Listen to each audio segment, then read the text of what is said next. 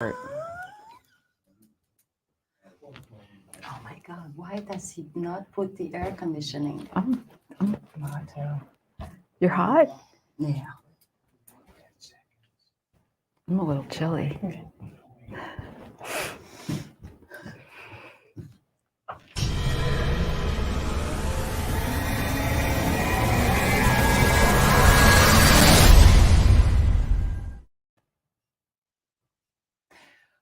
Welcome to the Gab Season 2, a Central New Jersey Network Community TV live show. If you like this content, go to CNJN Facebook page and let us know where you're watching from.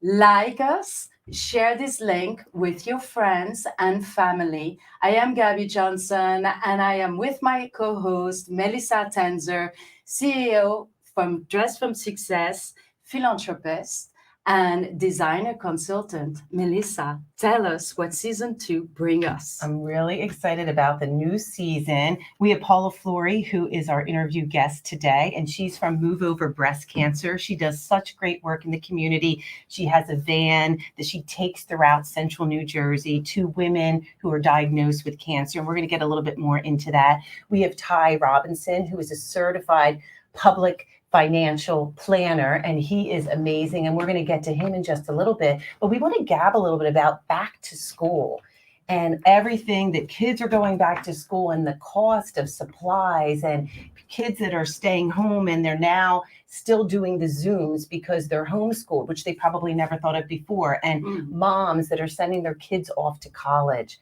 And it's so sad, empty nesters, right? And college is so expensive. And we all know how expensive, life is in general right now, but college, the loan forgiveness program is something that we want to talk about. People have saved a long time for their kids to go off to college. It's one of the biggest deals. But college should be for everyone. Everyone deserves to have education. Everyone deserves to have the opportunity, if they have the drive, to be successful. Yeah. So Ty is going to break it down a little bit for us about how this loan forgiveness program works. I know if you make under $125,000, you qualify as a family to have $10,000 of that debt removed, right? But tell us a little bit more, because there's so many different components to it. Sure. First, I want to say thank you both for allowing me to come on to the show, season 2. I'm very excited for you. Welcome. And I'm happy to be here to talk about the student loan forgiveness program. Just there's so much information. There are websites and links that we'll have available to you to get more information. So today we just want to give just a little bit of information and kind of let you know where you can start. So you do have to have, like Melissa mentioned, a certain income to qualify for the debt forgiveness. It's $125,000 for individuals. It's $250,000 for couples or married couples. You can get relief with $10,000 for federal student loans, and if you have some Pell Grants, you can get an additional $10,000. So you keep hearing that number, 10,000 or 20,000. You could get up to 20,000 depending on what types of loans you have. One of the things you also want to be mindful of is that the 20,000 is not for private loans. So if you have private loans, you have to do a few other things in order to potentially qualify. So that's one of the things that people need to go ahead and get more information about too. So Ty, like if I already have taken a loan, right, for my kid, and should I apply for that loan with my kid or by myself? So that's a really good question. And the answer is really you should determine whether or not you qualify based on your income. So if you actually claim your child, then they'll take your income into consideration. So you should apply. That's one of the things I would absolutely tell everyone, that you need to find out if you qualify, and you absolutely should go ahead and apply, because it's not going to just happen. You do have to request the forgiveness.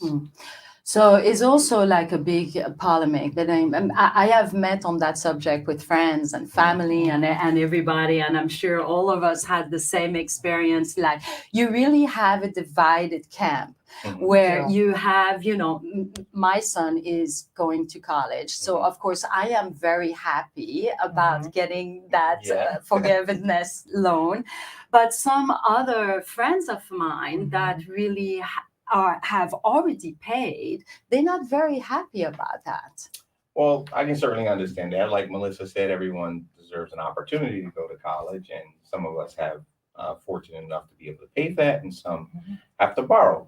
One of the things, though, with the loan forgiveness is that if you actually qualify and you've already paid, you can potentially get some of that money back. So if you went ahead and paid for college, but you do qualify, still again, fill out the application. You have an opportunity to get some of that money back. You can't. You will never know unless you go ahead and see whether or not you qualify for it. I have a question for you, Ty. You know, Ty and I sit on the Mercer County Community College Scholarship Fund together, so we know a little bit about this. But there they have at Mercer County Community College where some board members pay off the loan of the individual so that they can go back to college. Does this qualify for people that are in that status that maybe got into debt and they want to go back to the college, but they couldn't afford it? So that loan forgiveness could pay off the $10,000 and then they could get more grants because of what's going on with the state. Do we think that that's the direction that this is going in, that it's going to bring people back to college that otherwise couldn't afford it? And what's your thoughts on all of that? Yes. Yeah, I think so. Unfortunately, like you said, we are on the foundation board for Mercer County Community College. And unfortunately, there are a lot of incidents where folks are just very short or shy of having enough funds to complete their education. And this would absolutely allow them an opportunity to say, hey, I'm only a few credits short, maybe a couple $1,000s short, and I want to go back, but I can't afford it. This is a way where they can say, hey, yes, you can come back. You can afford it. There's loan forgiveness. If you already have some debt out there, go ahead and apply for it and see if you receive it and then continue your education. Right, Paula, what do you think? I'm wondering, is there one place where people can go to get all of this information? Because I think for young people and for parents, it can be daunting. We hear, oh, there's loan forgiveness, but how do we get this information? How do we know if we qualify? And where do you go from there? So that is so true. There are so many resources. I think the best place to go would be to go to the Federal Student Aid website. Each of us who participated in loans have an account. One of the things you want to make sure is that you have an updated account information. I know some people have been paying off their loan for many, many years. There's something like $1.7 trillion in loans out there. There's about 48 million Americans who are borrowers. And you've moved around a few times maybe since the last time you were in school, right? Yes. So you want to go to the FSA.gov. You want to get on there and you want to make sure all your information is up to date, your addresses, your phone numbers, your emails. And there they will give you the right links and information to go ahead and get the application. There's even a calculator on the website. There's a link where it can calculate for you whether or not you will actually qualify, which is a really good feature to have. So, because you don't want to go ahead and start the application process and you're not eligible. Correct. That's So- very important. So the question now is like you're talking about qualification. What happens if you do not qualify?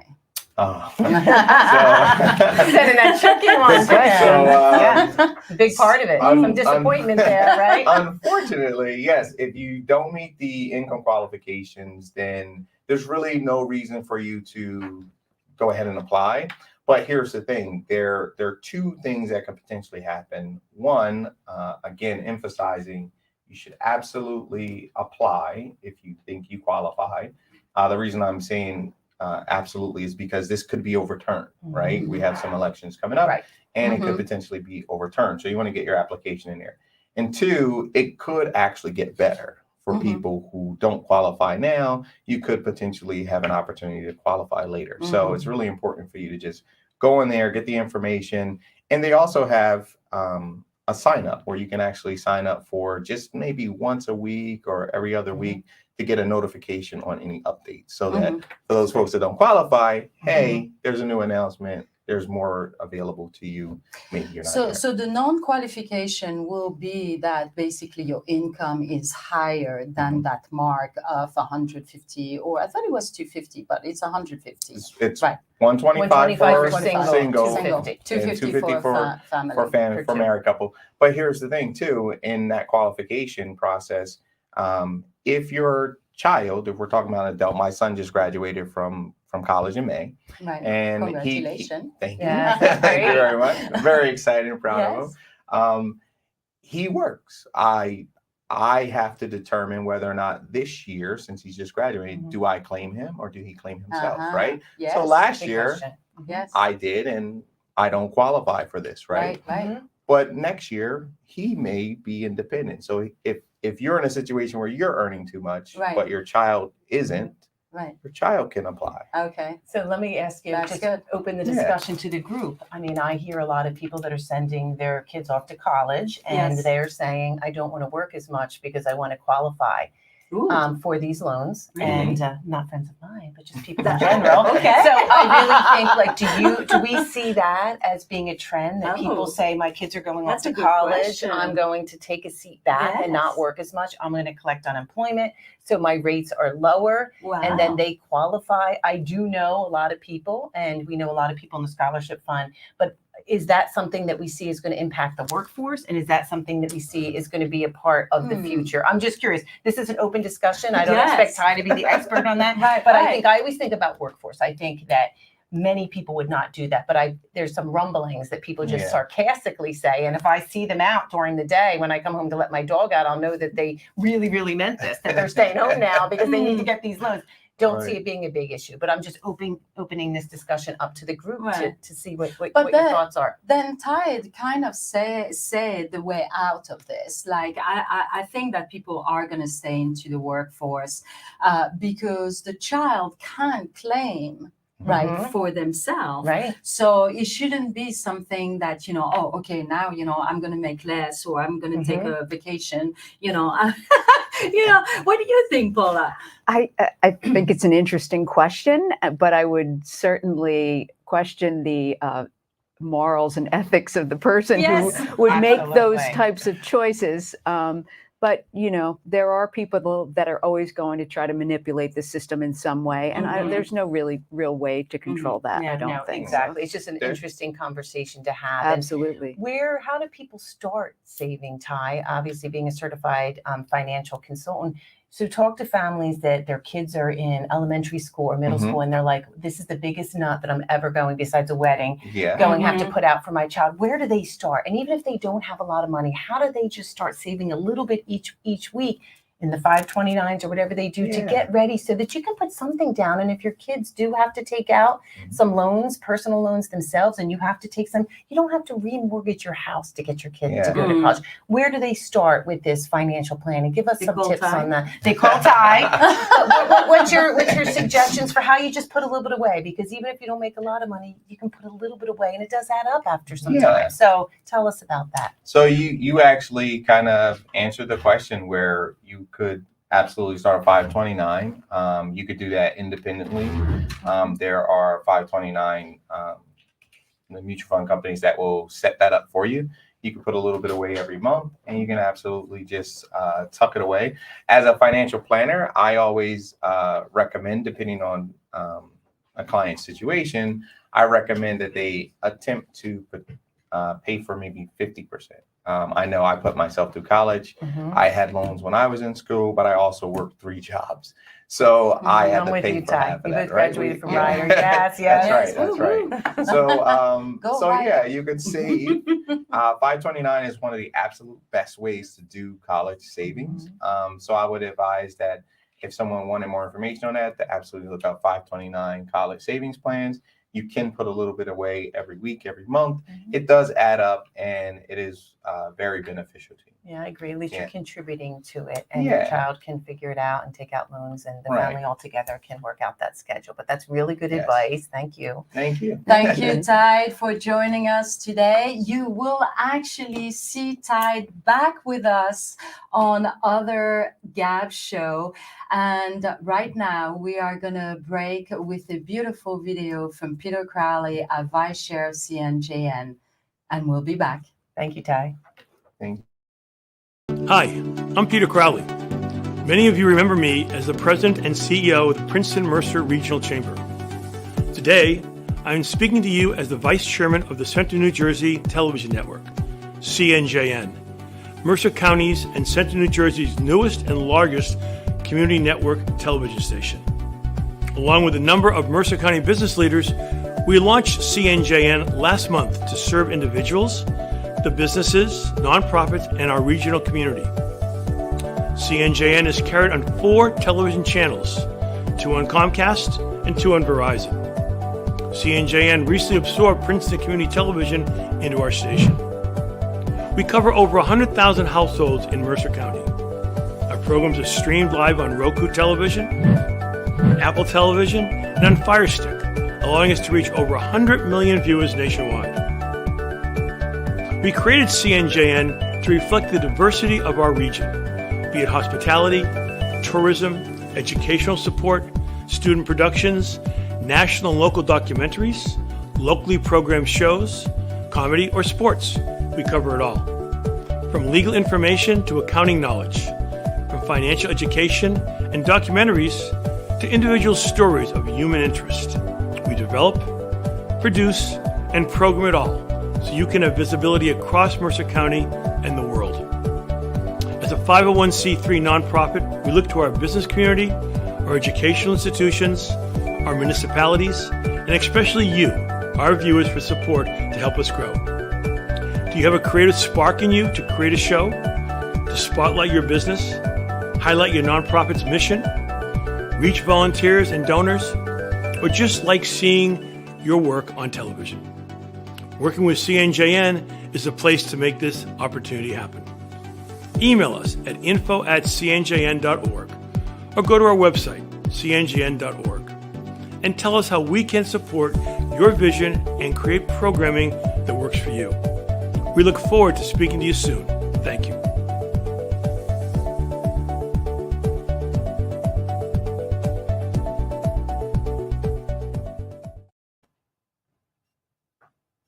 I am Melissa Tenzer. Welcome back to the Gab. Follow us on Central New Jersey Network. You'll really enjoy the content that we have this season. I am so thrilled to have Paula Flory here from Move Over Breast Cancer. I've known Paula for many years. She's a survivor herself. She started this concept of having a van with mobile services for women who first get diagnosed with cancer.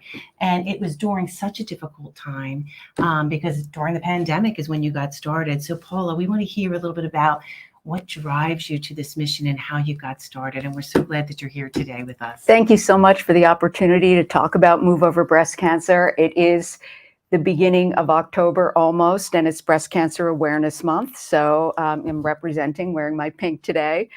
Me too. But I really, as a survivor, had a moment early on during my own fight with breast cancer when I realized that I was perhaps being pushed in a new direction by what breast cancer had created in my life. It kind of overtook everything in me. And it was a very, very difficult and frightening time. And I had this moment of clarity one day when I ran out of my house when I was having a meltdown, like a toddler style meltdown. I didn't want to go to chemo that day. And it was about midway through the course of a long chemo, and I'd just been through it. And I ran out of my house barefoot into a field behind my house.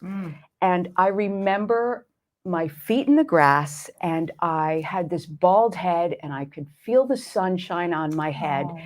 And I had this moment of clarity in this kind of chemo fog when I realized that cancer and the cancer experience was perhaps happening for a greater purpose. And I don't want to say it in a cliche way like, oh, everything happens for a reason. I felt as though I needed to, maybe it was my way of coping, but I felt that the experience was pushing me in a direction that I should absorb all of it, learn from it, and then be able to mentor others through this process so they would not feel alone and afraid in their house wanting to run away. And that's when it really all began for me. And I started working in the field of breast cancer support, did it for almost a decade, learned a lot, and always had this vision for something innovative and unexpected. And as a survivor, I now have the context to do this, in addition to the work experience, in addition to the background in counseling psychology and having worked in nonprofits. And that's where it all began. That's an amazing story. Thank you for sharing so much of yourself. Thank you for sharing, Paula. And we will come back to more of that storyline. But first, we would like to really introduce and invite Joseph Halsey, actor, musician. Joseph was first appear on the Crosby Show as the Pizza Man, right? Oh, wow, you did your homework. Yes. Make us hungry. Way back. Way back. Yes. And then you were in Law and Order as a cop. Yeah. But the most beautiful story of your story is that you have come back to New Jersey, Trenton, and you have opened your door to your foundation that brings kids to really develop their arts of filming and acting. And we will talk more about that as well. Good. But welcome. Thank you. Thank you. so Yeah, much. I'm so glad you're here as a recurring host too. So he's going to be back on a regular basis. Feel What like did Brian you sign up Seacrest. for? Yeah. What did you sign up for, Joseph? I have no idea. And but he's we'll here on figure it out. time. We'll figure it out. So, Joseph, this story of Paula was so inspiring. How did you feel about it? Well, it's ironic because I feel that a lot of nonprofits, if you look at even some of the bigger ones, I think from their inception, they were started from someone like you, someone who actually came from that experience, and I tie what I do into my experience with these young people. I just have to ask, when was that first or maybe your biggest moment when you were there with one of your I guess you call them friends or whatever you call them when you take your mobile van out? When was that moment where you went, yeah, this was right? I did this. I took that leap. Yeah. Yes. There have been a lot of those Well, I'm moments, sure. but I think the very first one was early on when the van was completed and I was actually serving individuals. And I usually speak with people over the telephone first. And I really thought when I was speaking with this young woman that it was going to be extremely tough to be able to serve her and create a hopeful and healing experience for her, given the fact that she seemed quite stuck in her diagnosis. And obviously, it's cancer. We're allowed to be feeling kind of down. absolutely. You're allowed to be afraid. Validated. So I pull up at her house. She doesn't really know what to expect. And, I open the doors and you walk on the van and it has this neon sign that says, "Hello, beautiful." And I saw her light up a little bit and we began to talk, and she and I we just were able to relate to one another. And I think it was very powerful because I realized in that moment, and I had this experience many times in my career as a breast cancer support person where people were like, "Oh, you get it." But she was so overwhelmed by my ability to truly understand and empathize with what she was going through that she really let down her walls. And we had so much fun shaving her head, fitting her for a wig, giving her like sassy wigs for date night. I made her laugh. I talked about inappropriate things and that made that wall down. it just really, we connected as women, even though she's probably 20 years younger than I am, but we really, found this groove and this vibe and this sweet spot. And I thought, this is amazing that I have the ability to go directly to her, and she like crosses the threshold and climbs into this van, and it's like, even if just for a day, for an hour, for a moment, I can be a bright spot in her life or in a family's life that's going through cancer. It's all worth it. So how about during the pandemic? I mean, people weren't going to the doctors as much. No. So was there as many people getting diagnosed, and they're all cocooned in their house? How did they reach out to you? And I know you started your business during that time. So tell us about followers and funders, and how you decided, you know what, I got this started. I want to see this through. I'm going to find out who needs me. And what was that journey like? Well, it was definitely challenging. Yes. And I don't really have the knowledge or context to understand whether it would have been as difficult had there not been a pandemic. Maybe Right. it's just really difficult to start a nonprofit. Oh, yes. But I had a lot of time to really kind of think through how I was going to go about customizing this van and what I was going to need. So I began the organization, really it was mostly virtual, and me talking with people over the telephone and serving them by going to them as an individual. So I didn't have my van ready yet. So I was able to take that year to really think it through, and I was serving people, like I said, virtually, and I was able to get the word out. Right. That FaceTime. way. Did you do some FaceTime I did serving? FaceTime. I did Zoom things. I did Zoom fitness classes. So- I did a That's lot of the amazing. things that Kept I do keeping up now. with the Paula- technology. Paula and everybody, meaning, okay, so my big, hurdle into when you have somebody coming to you, right, and saying, oh my God, I just got diagnosed with breast cancer. What is your reaction? What are the words that you say or that you don't say? What do you do? What do you do? Yeah, Then when what I do you called, do? I had a cancer scare, and I called Paula, Yes. and we had a great conversation. And so it wasn't cancer; it was some precancerous cells. But you were so kind; you called me back. We had this great conversation. I had to have a lumpectomy, but I didn't have to do anything else, and I was cleared. But it's interesting because as soon as I told someone at work, they mentioned you, and I knew you, and they didn't. So your word was getting out there. But what do you say to people that call you? How do you break Right. those barriers to What have do that you do? hard conversation? Well, when somebody is diagnosed with cancer, it is very overwhelming, and I think that for people to reach out is important, and to just tell them that you're sorry that they're going through it, and that you want to be there to help them if you truly do want to be there to help them. Exactly, because that's the thing. Meaning, how many times do you hear the story? I'm sick. Let's just say I'm Yeah. sick. As if, oh, do you need anything? I'll be there. I'll help you. But really, you don't. Right.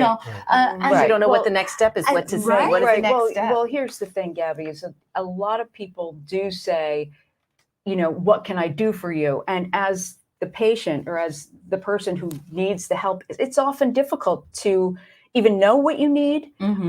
So sometimes I say to people, just drop some food off at the person's home. right. Good advice. Offer, if you're school moms, offer to drive the person's child home from school. Offer to arrange a play date. Send a card, a written note. Just drop something off at their house.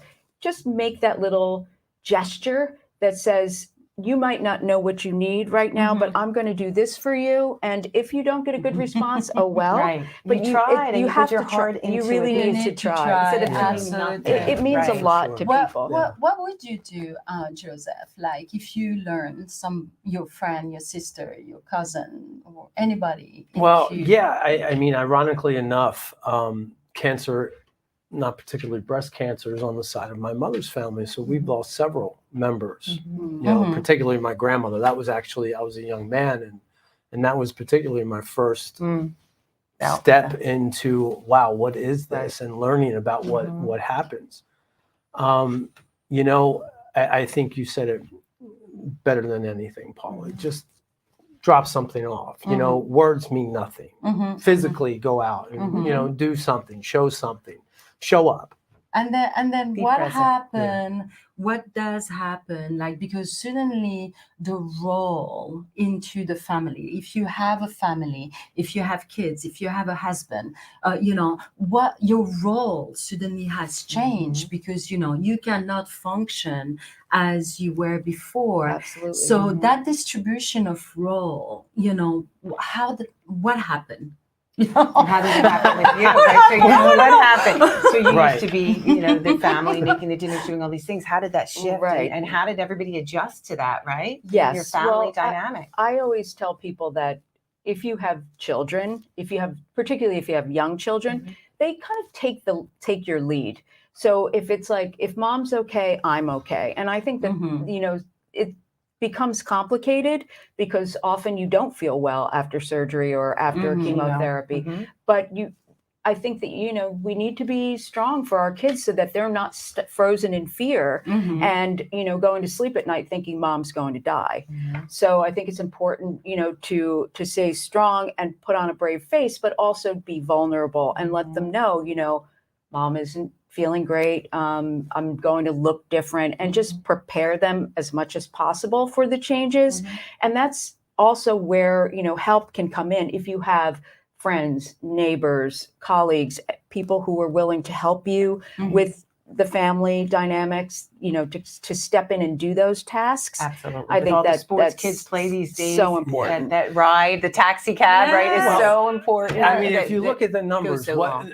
no other cancer organization raises more than breast cancer. And if you just sit back and look at it, you can say one word: moms. Yes. Right. It hits moms. Right. Yes. It hits, when it hits your mom, That's or it. it hits your daughter, Yes. And that happens. which we had a conversation, and I want to bring this up. The NFL recently just announced that it's not going to be Breast Cancer Awareness Month Okay. this year. That it's going to be all inclusive. And Oh, cancer. yeah, I did hear which that. I'm on the fence about, to be honest with you, Right. because I kind of like that you highlight moms. I kind of like that you highlight women and daughters. What's your take on that?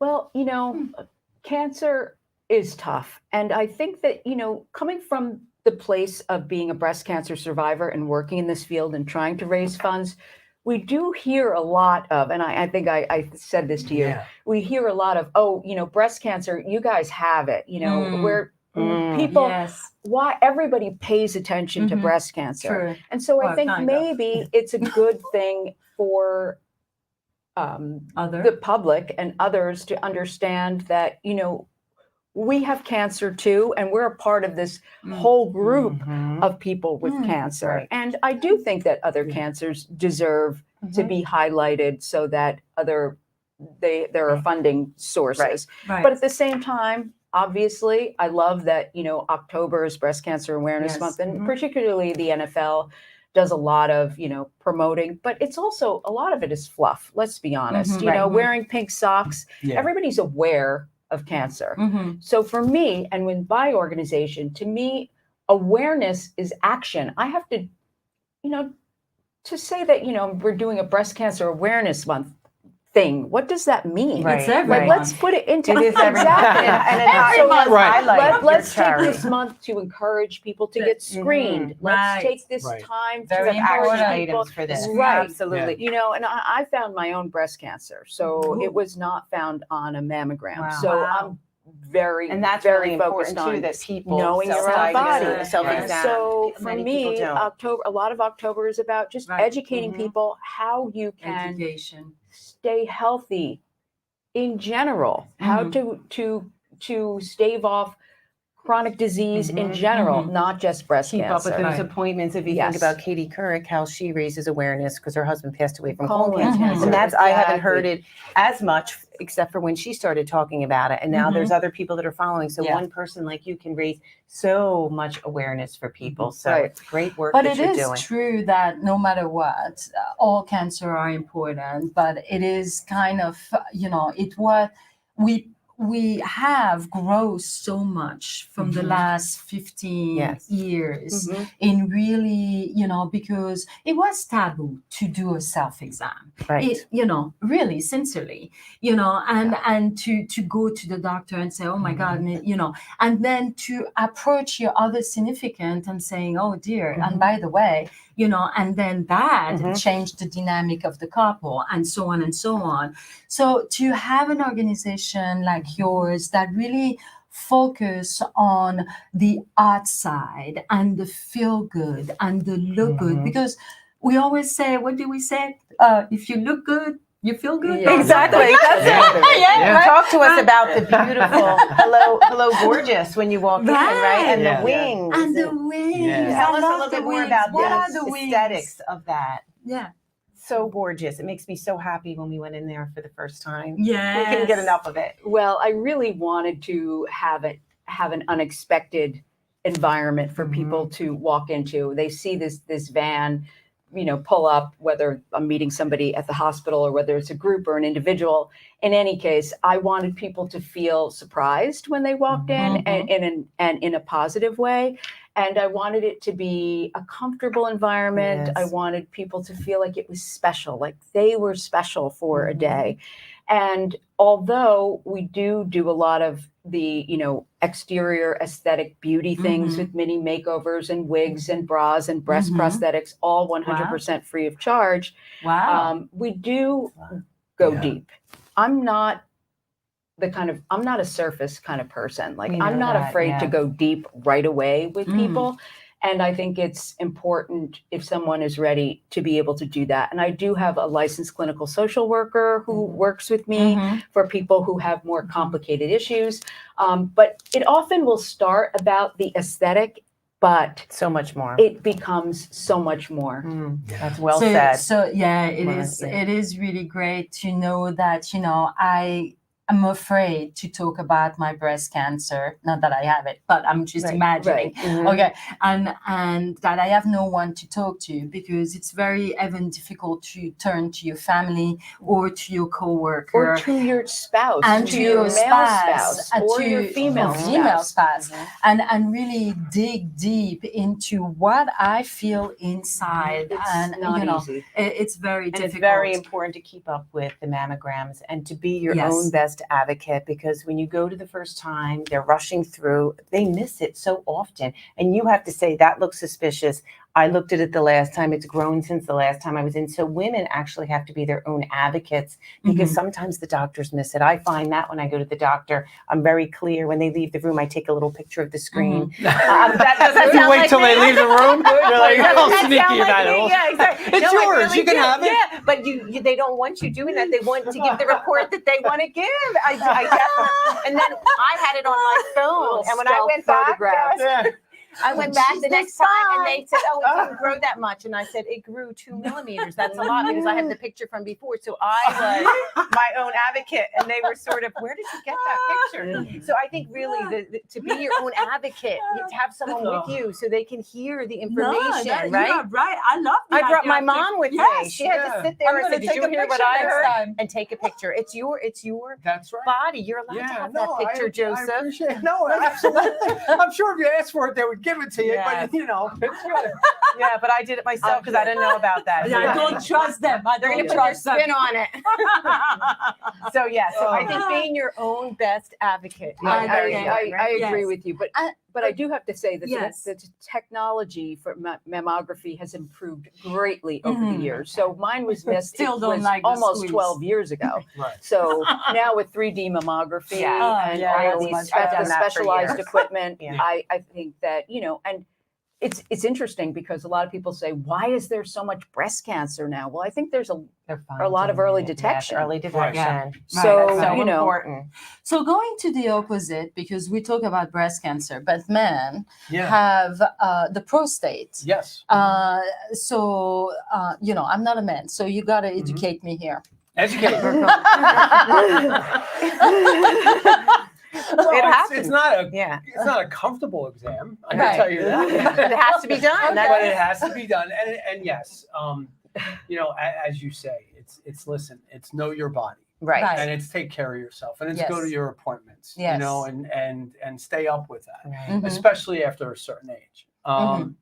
You know, I just even want to redirect this back to you because what you're doing, because honestly, men may not feel this way, but I'm sure we do. Mhm. You know, when you start to lose your hair, you know things, you know, physically when you don't feel well. Mhm. But for you to go there, so they don't have Mhm. to put on a hat and go Yeah, taking somewhere it Yes. and go mobile. 5 different places, one Mm. for a fitting, 2 for a wig. Yes. Mhm. I think that is the greatest thing that Mhm. anyone Thank has you. come up with in That is relation to it. I amazing. mean, I honestly think that it could work across the board for all cancers. I mean, I Mhm. appreciate I agree with you. no, Yes. Yeah. because that's that. You We'll know, see something really big. Green Absolutely. van, purple yeah, van. because you know. it's embarrassing for any human being for their body to deteriorate like that, and then Mhm. one have to get the energy to go up and To go, go to a out center, and go to the right? center, and now you're going. Individual What you're doing is mobile. probably something they have to go to 4 or 5 different places to do. Yeah, and there might be places where they could go and have it all be in one place as well. And I know that many cancer centers provide a lot of the similar services that I do.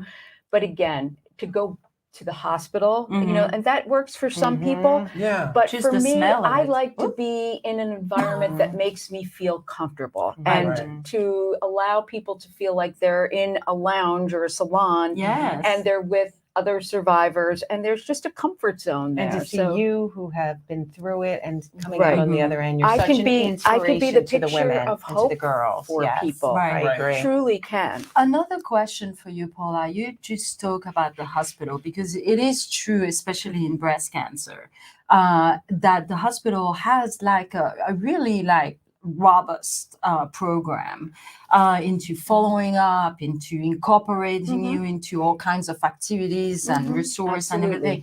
So, what is your foundation relationship with the hospital? I have great relationships question. with the hospitals. Mhm. We are there to help people. So if somebody needs help and they don't want to go back to the hospital Right. and they are resistant to that, the social workers will call me and say, you know, can you reach out to this person? I think that she needs more than we can give her right now, or she doesn't want to join our group, but maybe she can go to one of your support groups. So we work in partnership. That's great. Right. Almost like a There referral program. is, you know, right? there's no competition Mhm. in breast cancer as far as Right. I'm concerned. Yes. Exactly. If somebody Good wants to to know. go to the American Cancer Society to get a wig or something, Mm-hmm. fantastic. Get what you need. Right. That's what I want for Mhm. people. Right. And Resources. you know, so I think that I have wonderful relationships with the hospitals, and you know, it's growing. I need another van. I need a fleet. So That's great. Well, Let's that do was, that that was what I funding, was right? going to ask next. And the listen, funding part as- of it. You know, all of us that are in the nonprofit industry, you know, as we move forward, you know, you start giving yourself to these people. So at what point, you know, I'm sure that you follow up with people. I'm sure they Oh, yeah. text you and follow up with Oh, yeah. you. So as that number grows, Yeah. you know, how do you think you can sustain that? Because it almost becomes unsustainable in the sense that, you know, Exactly. you went from your first 10 people to your next 10. Mhm. All of a sudden you treated 100 people and you're friends now with 100 people. They're calling And of course, you. once you can make that personal connection, right? Oh, yes. Now you want, hey, how you doing? Oh, you're cancer free. Fantastic. Then 6 months Yes. later, let me just check on, you know, so and so Yes. and what's her name and this one. Yes. How are you going to sustain that? Another You van. know, Another Paula Flory. it all comes, it 10 honestly, of it them. comes down to funding, Yeah. honestly, Yes. because Absolutely. it often other grant funders or individuals don't really want to fund staff. Right. But Yeah, salaries. We all But- know this. We all Joseph, know right? this very It's the well. hardest Yeah. thing to get but funding for, people but the most are important one. programs, Mhm. and Right. without other individuals to work Right. side by side with me, I can't. Move to the give- next level. Yeah, I can't really continue to give. And to your point, I do follow up with people, and it's not for just newly diagnosed people. People come to us who are 5 years out Mhm. and still experience some trauma or side effects from long-term medications that they're taking. So, and you know, what somebody needs today, their need next week might be completely, different. You know, once they've started their chemo and their hair falls out, now Right. they need their head shaved and they need a wig. Now they're, you know, they're in it, but now they're not feeling well and they need a nutrition consult, or they want to start exercising and they want to join one of our walking groups. I mean, it just goes on and on. And people are texting me and calling me It's a on lot. Saturdays Tell and us about Sundays. Tell us about your first client, and then we'll But, hand yeah. it over to Joseph. Right. Is there your first client that you remember, or one of your first couple clients that you really made a huge impact with? One of my first clients came to me through her brother, actually. And it was, she was really living in a marginalized community. She's a woman of color. She was diagnosed at a late stage, and her brother found out about me specifically through a friend, and then Move Over Breast Cancer reached out to me. And I really feel like we were able to help that entire family. And she was That's one amazing. of my first clients, but I Never was able forget.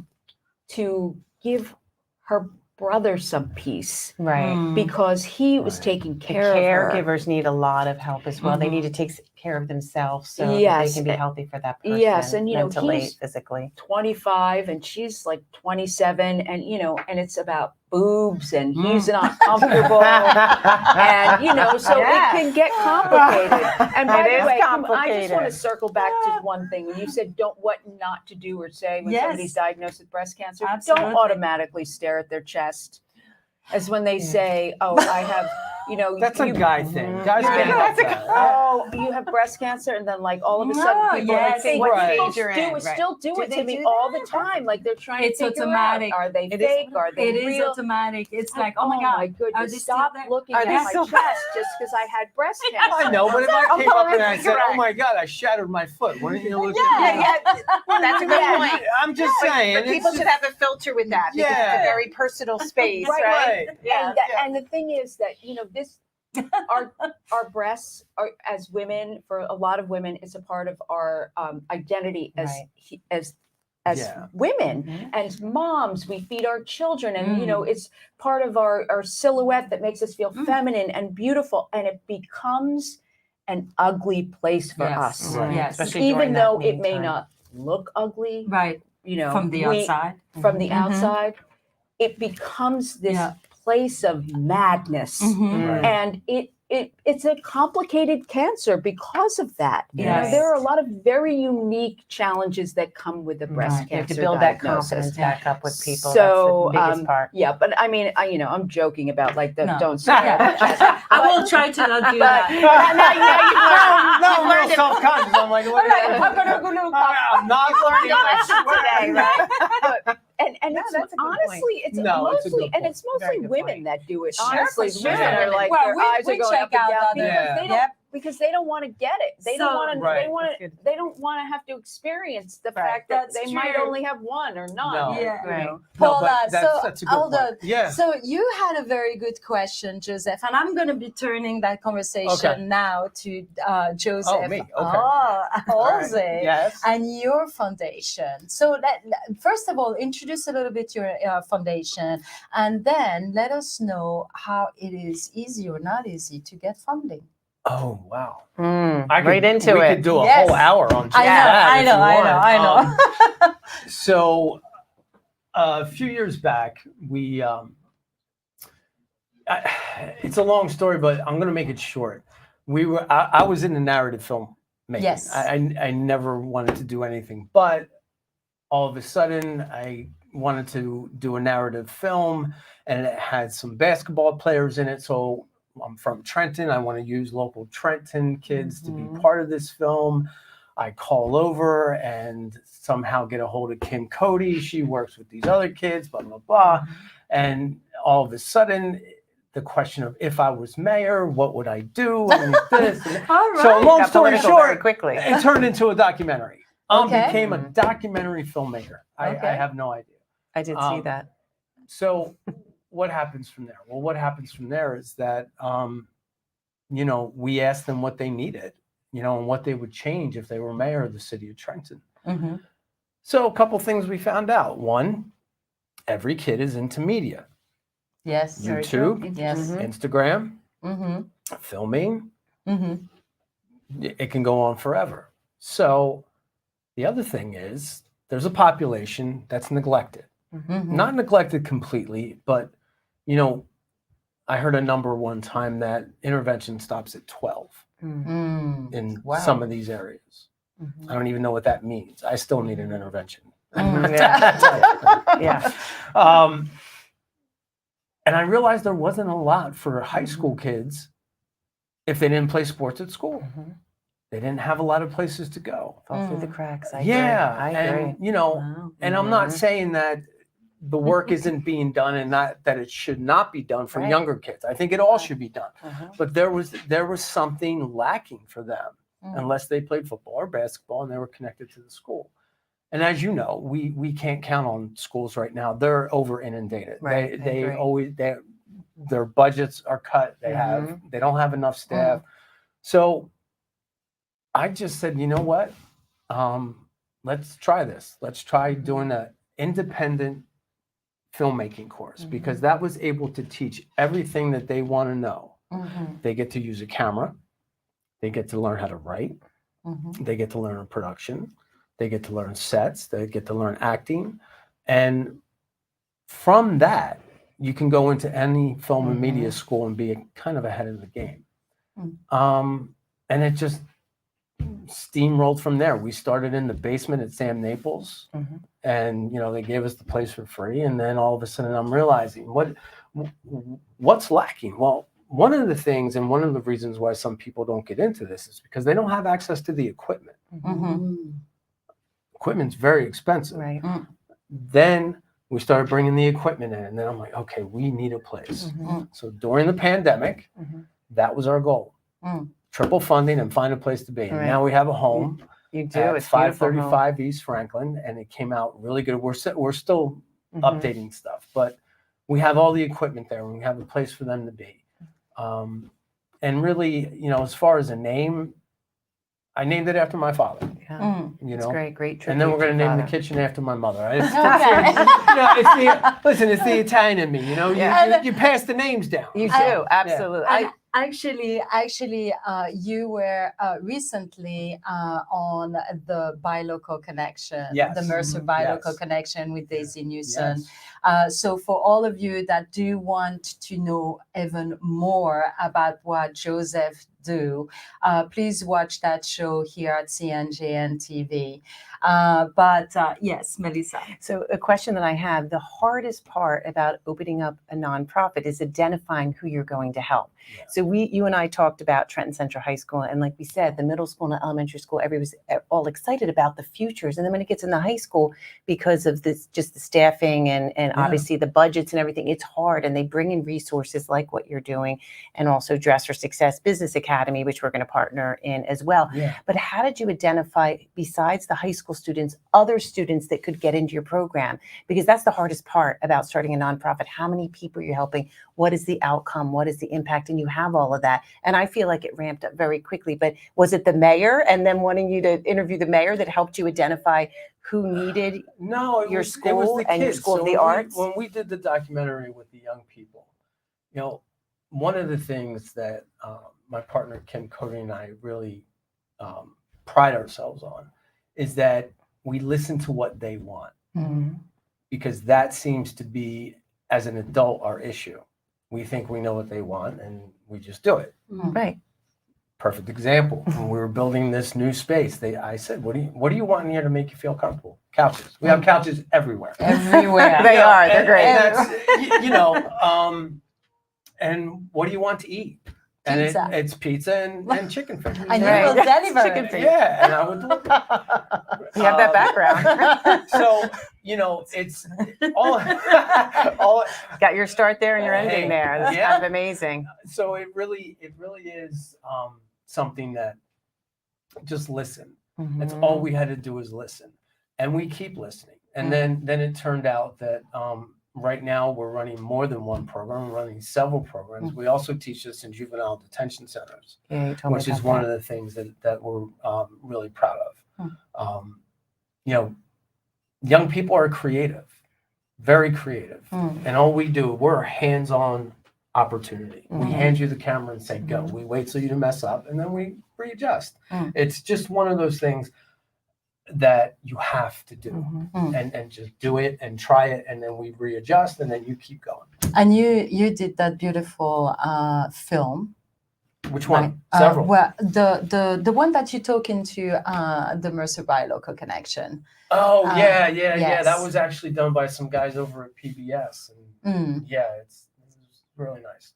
And you're doing a segment out of that. A Yeah. sequel. Yeah. Yes. We're doing a lot of different things. Right. I also have the film company, and one of the things we do with our students is we hire our students to get their first professional credit as a That's production great. assistant on the documentaries that we're doing. So we have two. We just finished. We have one documentary that's getting pitched right now called Common Ground, where we sat down local law enforcement and local juvenile offenders to have conversations. And we just wrapped up filming I've Been Shot, where we Right. And that's the sequel. yeah, where we sat down with survivors of gun violence, and let's turn back to what we were able to learn. A lot of women are in the vicinity of this gun violence and get shot and watch this violence, and we're not paying attention. Yes. So from there, ready? That's how the program works. We started a program called Healing and Harmonizing, and it's strictly for women, young women from 18 to 24. Because again, you're 18 to 24. One, you don't want to talk to anybody. Right. Number two, where do you go? Where are these resources? And they get together, a couple Tuesdays out of the month. They do vision boards, they do journals. We're going to have yoga night, painting night. And these are all for young ladies who have survived Yeah. some sort of traumatic incident. That's amazing. Yeah. Joseph, let me ask you a quick question. I know you do small films for PACF, highlighting other nonprofits. I just happened to see that. Yeah. Tell us a little bit before we wrap up about those films. Do the students do the films? And it's for all other nonprofits. And I just happened to, when I was researching, saw a glimpse of how great that was, highlighting other charities. So tell us about that project. Well, one, as you know, Princeton Area Community Foundation is definitely one of our biggest supporters as a nonprofit. Absolutely. Because they, you know, they're a one source to get redirected into Yes. where you could go for your funding for your specific organization, and so helpful. Again, another staff that's understaffed, but is always reaching out to help and putting you in the right direction. So one of the ways they were going to help us with funding and incorporate what we do is they hired us as a production team to do their 30th anniversary videos. With COVID going up and down, and because of the risk of that, we didn't have the kids necessarily come out and film with us. We had them edit with us. And ironically enough, you learn a lot. You know, we did a first edit and they go, too long, talks too much, too long. Put more of them in there, still talks too much. and it becomes an experience with us as a group. And again, I learned something new from them. Right. You know, listen, don't put out a video over 7 minutes. No. Very true. Yeah. Very true. Yeah, absolutely. So, yeah. I just love what you're doing. And it's interesting to hear about your program with the young women, because what you're doing with those young women, we're doing the same kinds of things for women who are traumatized because they were affected by cancer. Just, you know, the art programs and yoga and all of those same things. So, you know, across the board, it helps people to heal from whatever the challenges that they have gone through or continue to go through, to really just know that there are resources out there, and you got to find them. Finding them is the hard part. Yes. So basically, the show is coming to an end. We have actually resourced a book that is called How to Cope Better When Someone You Love Has cancer. And I repeat, how to cope better when Mhm. someone you love has cancer. It's a beautiful book. It has a lot of segments in there that help you to navigate the vocabulary, your body language, your even holding hand with that person or bringing them a dish. Great. Melissa. And I want to thank Paula Fleury, Thank Move you. Over Breast Cancer. Such great content and information to Thank you so much. pick a woman up. We're so proud of all the work you're doing. And Joseph Halsley, all the work that you're doing with your foundation and working with kids in film. We are so glad that you are our guests. We're so glad that you're here. You have to follow the second season of The Gab. You have to follow The Gab and tune in. Follow us on Central New Jersey Network. And we will be back in just a few weeks. And I'm so excited to be working with you. And you're the host together, recurring host, Joseph Halsley. And I'm sure we'll have you back at some point too. So Thank you. for Breast Cancer Awareness Month. So And one more thing, if I may, if you have missed this or you want to rewatch it, we are repeating this show on Fridays at 8 p.m. on Comcast or Fios. thank you for tuning in. Thank you Thank so you much, so everyone. much. See you Thanks, next everyone. time. The Gab.